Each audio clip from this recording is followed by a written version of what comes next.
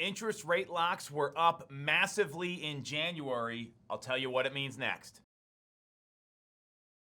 The sales data will help you understand what's going on in the market. And the challenge that we have with a lot of the data that gets released by economists and banks and real estate firms is that they're lag indicators, meaning it's telling you what happened 2 or 3 months ago instead of what's going to happen. And I'm a big proponent of focusing on lead indicators in business, the earlier data points that show you where the market's going.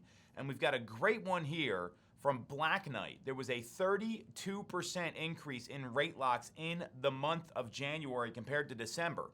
So when an interest rate lock happens, here's what's necessary for that to occur. There's an executed agreement of sale, meaning a signed contract for someone to buy and sell real estate between two parties, and then a mortgage application has to be filed. So this means they're going through with the process. It's a very lead indicator, and seeing a 32% jump in the month of January is important because it shows the market's moving. December was a little slow, was a little quiet. We know rates were higher in the fourth quarter than where they are now. So seeing that bump in mortgage rate locks is really critical, and 85% of those rate locks were from purchases. So this isn't a lot of refinances, which would be surprising given where rates are coming in. This is all about purchase contracts to buy real estate.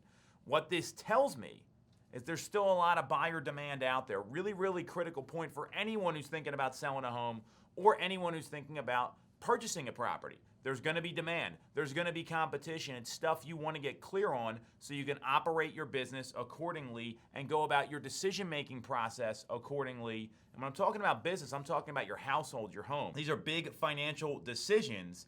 And what we're seeing is there's more buyers out in the market than a lot of people might have anticipated, and there's going to be competition. We'll explain what that means for buyers and sellers next. The other data point I want to share that's also a lead indicator, we saw home price gains in 90% of the major metro markets in the US. That includes the Philadelphia metro market, and that shows us that prices aren't going down.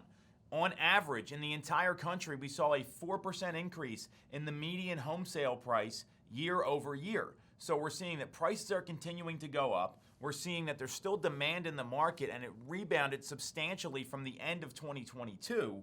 And what it tells me is that we're getting into a more normalization of the market like we've talked about before. 4% appreciation is a normal number. So that's still a great time to sell or buy a home because you're seeing the values go up, just not at that 42% clip that we saw from 2020 up until the end of 2022 on average in the country. Obviously, the local numbers are a little different. So we've seen interest rate locks go up.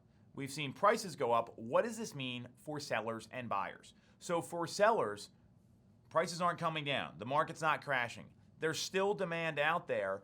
And seeing that big bump in January tells me that you want to take advantage while inventory is still low. We've seen inventory increase locally in the greater Philadelphia area from last spring up until now. What that's going to do is that the more homes are on the market, the more options buyers have.